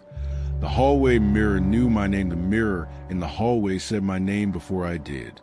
I was shuffling past a stack of books, and the smell of wood polish catching in my throat, and the glass breathed out, soft as a sigh, Isabel.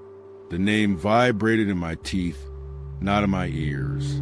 The house held its breath the way old houses do when they want to be listened to. I told myself floorboards speak and pipes rehearse. I told myself I was sleep deprived, not haunted. Then I whisper hello as a joke to prove it wrong, and the mirror answered in my voice before my lips shaped the H, which is not a joke you can enjoy twice. If you have ever lived in a Victorian that never learned Wi-Fi, you know hallways that feel longer than they are. Ours is a thin ribbon between rooms, painted a white that looks tired at night. The mirror is full height, bolted to the wall at an angle that makes you taller and a little wrong. Gilded frame carved into roses that don't match anything else in the house. My landlord's text said, "Do not cover or move the mirror, part of the lease, antique." Rent this cheap is a sentence you answer with yes, even when your eyes want to ask 3 more questions. Finals are 2 weeks away, and moving would be a ceremony I cannot afford. I live with 2 other grad students, both ghosts with better grants who are almost never home. We share a kitchen that smells like cumin and tea and a bathroom that claims it forgives us. My room is small enough that I can reach my desk from bed with an ankle. I write until the words stop asking to be good and start asking to be finished. Every time I pass the mirror, I can feel a faint warmth, like a computer asleep. Not hot, not normal, warm, as if it has work it will tell me about when I'm ready to listen. The first time was not dramatic.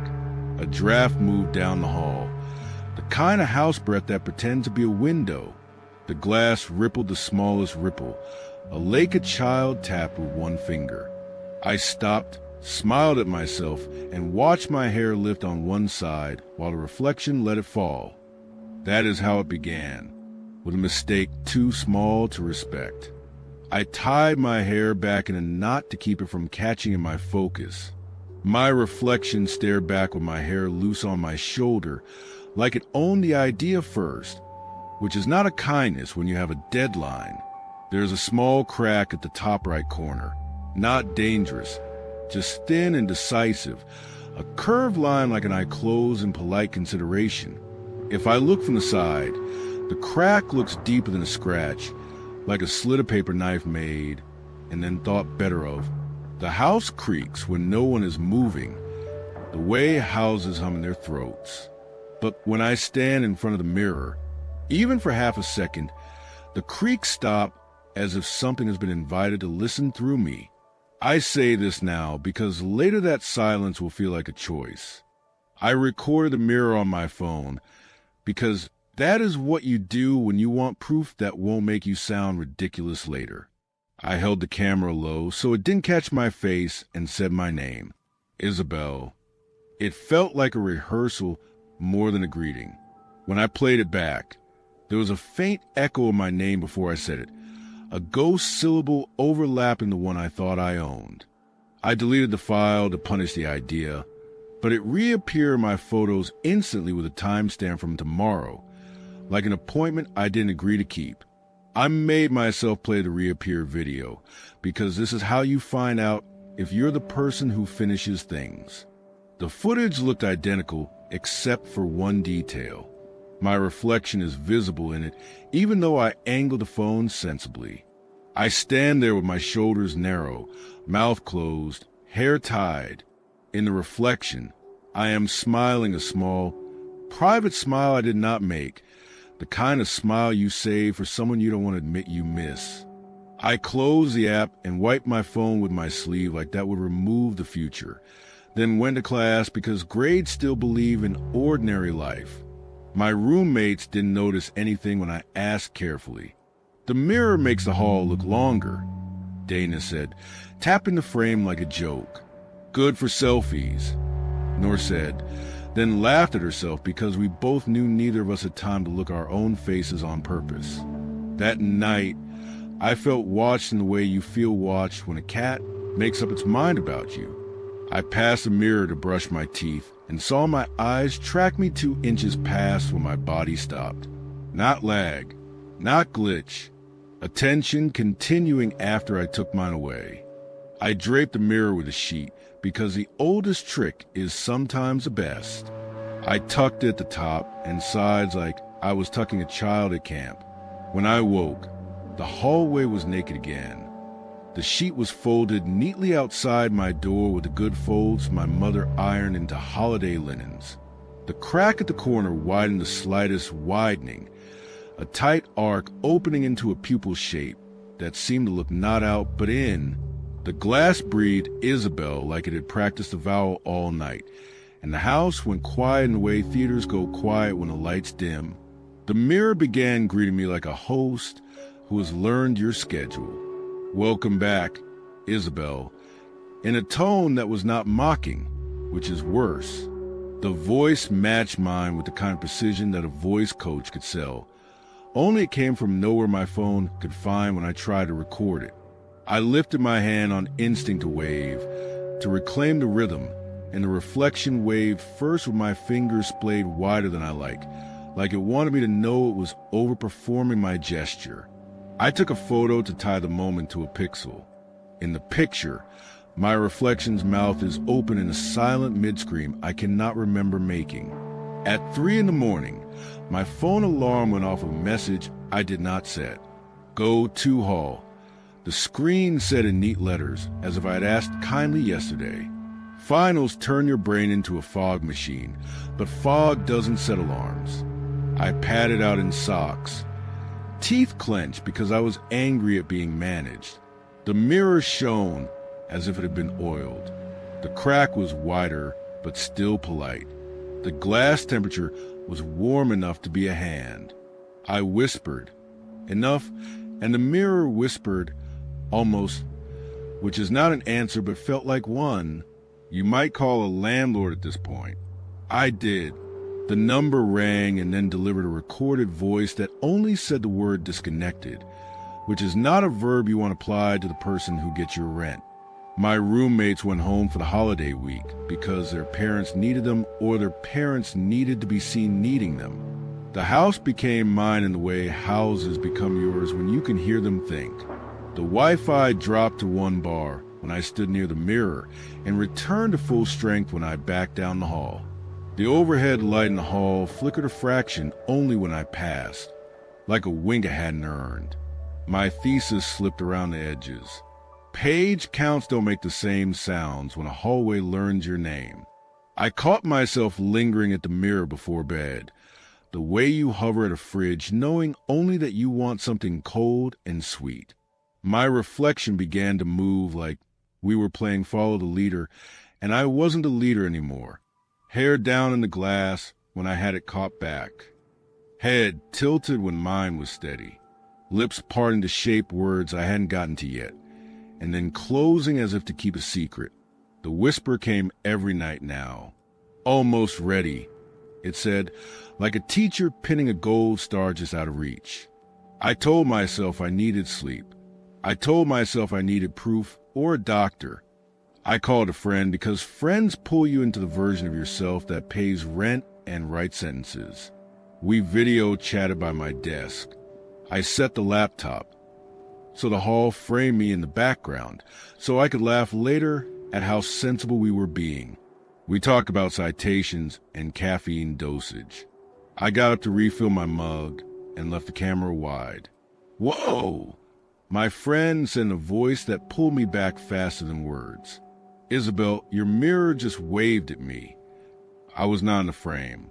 She saw the reflection lift a hand slowly, fingers deliberate, then fold them back into polite stillness like it had been caught practicing.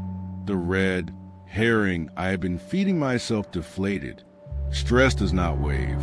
Sleep debt does not fold linens. The partial answer arrived like a thread I should have found earlier. The mirror was rehearsing me, practicing my words, my walk, the way I tuck hair behind an ear when I disagree. It didn't want to copy me to flatter me.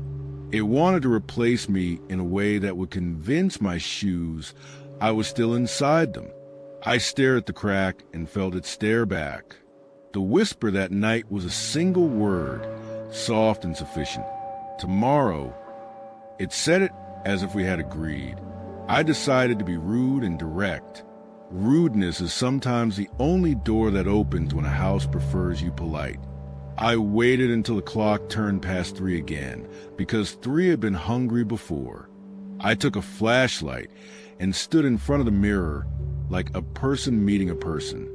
No more, I said, and put my palm against a glass with a crack open like a careful eye. It was warm.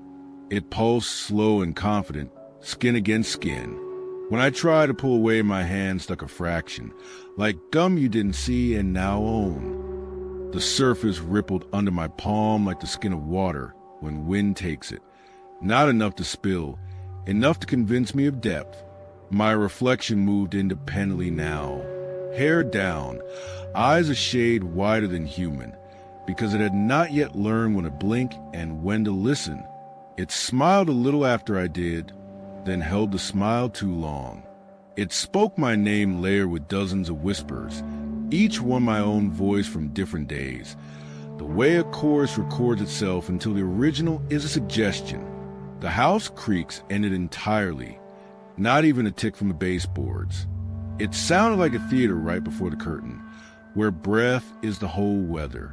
Isabel, it said again, and I could see the word in my throat rendered in the glass a moment before I chose it, an outline my body walked into without permission. The reflection pressed its palm to mine from inside the ripple. The glass was no longer between us. It was a membrane that had decided to be optional. If you have ever felt the world ask you to step into your own picture, you know the tenderness and terror of being understood by something that doesn't intend to be kind. I leaned my weight away. The mirror leaned all of me back. Teeth clenched is a strategy until it isn't. I shoved my shoulder against the frame to break the seal of tension, and the whole hallway obeyed the mirror, not me.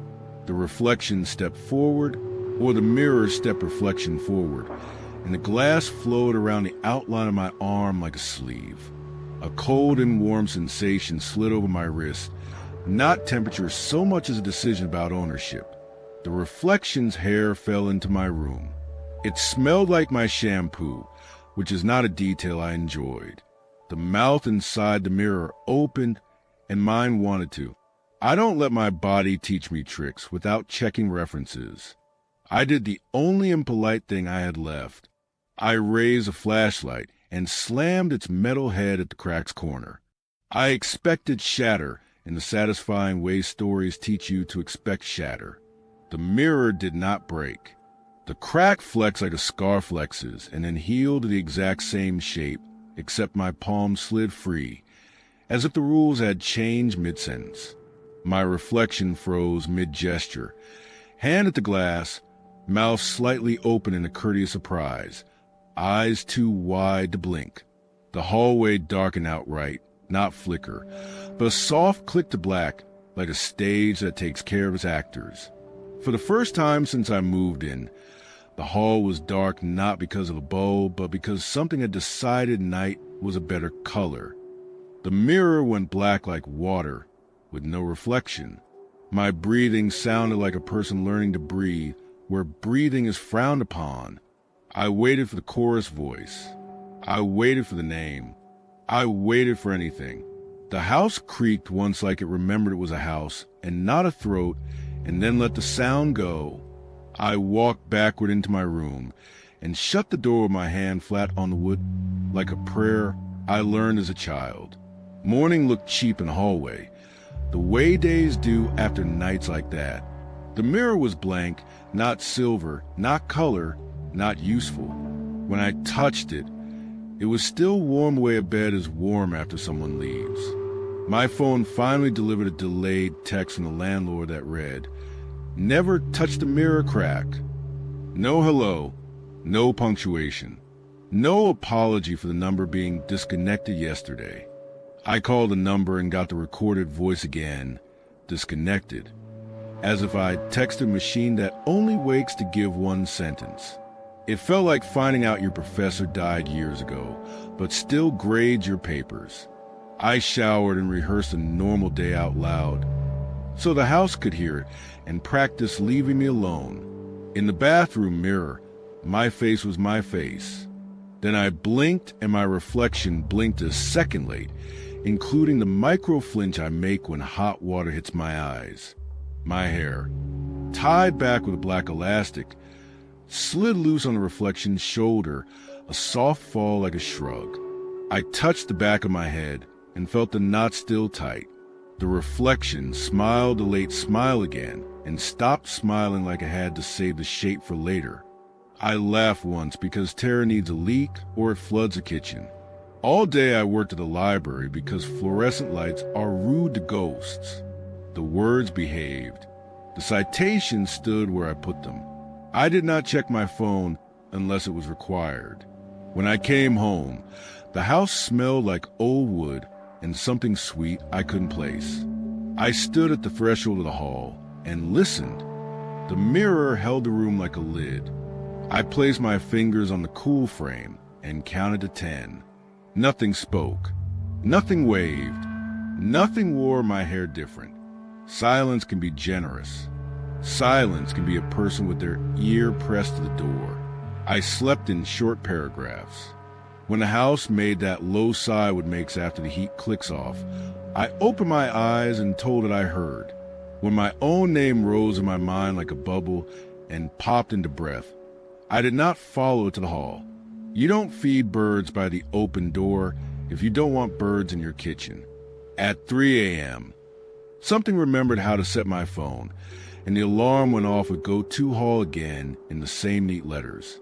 I put the phone under a pillow and counted backward from 90 until the numbers felt like lint on my tongue.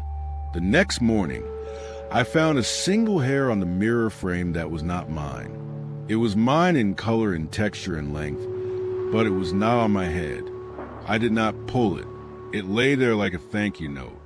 I wrapped it around my finger and felt strange, and then threw it away because strange needs to leave sometimes. The mirror stayed black for 5 days. It did not fog when the hallway grew cold. It did not whisper when I passed. It did not multiply the light. It behaved the way things behave when they are waiting to be named again. Nor returned and asked if the hallway looked different to me. "It feels shorter," she said, and I said I had moved my shoes. Dana stood in front of the mirror and took a picture for her mother and said it came out dark, weird, maybe the angle. She didn't try again. People who live with work learn to give up on bonus tasks that bite back. The house creaked normally, even when I stood in front of the black glass and said my name out loud for the sake of theater. It did not answer. The warm edge faded to the temperature of a wall that has learned to be a wall. If you want an explanation, I don't own one.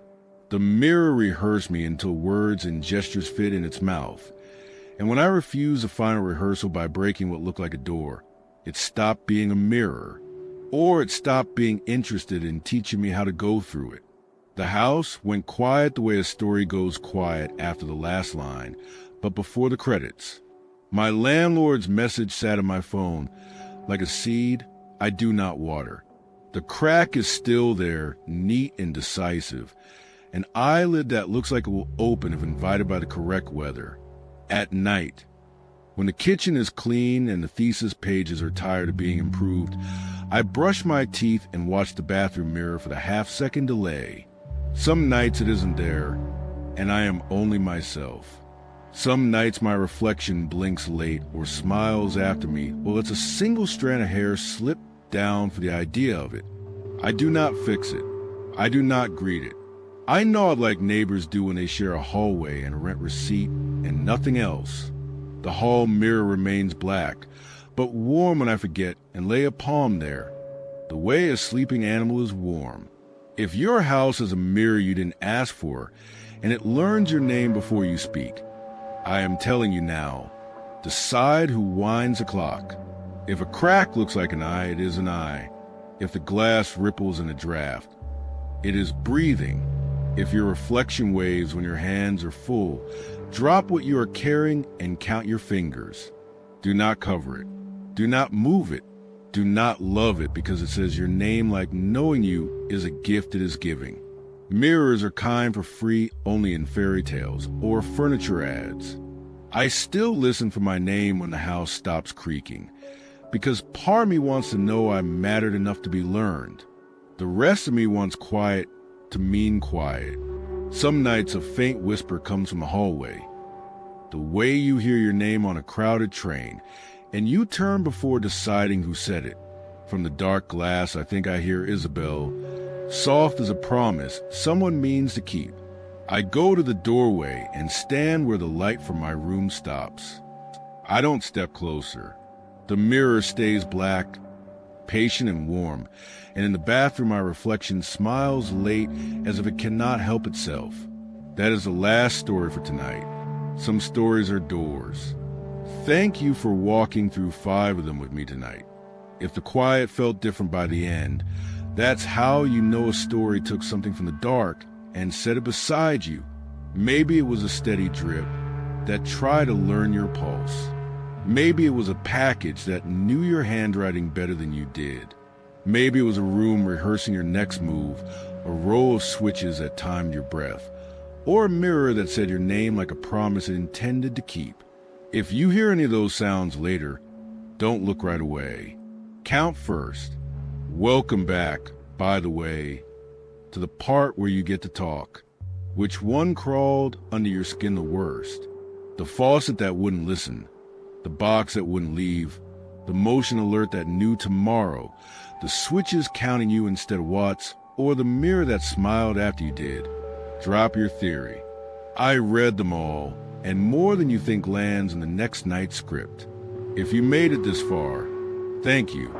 Your likes and comments keep this channel breathing between stories. Subscribe if you haven't, and tap the bell so the next whisper finds you before the lights go out.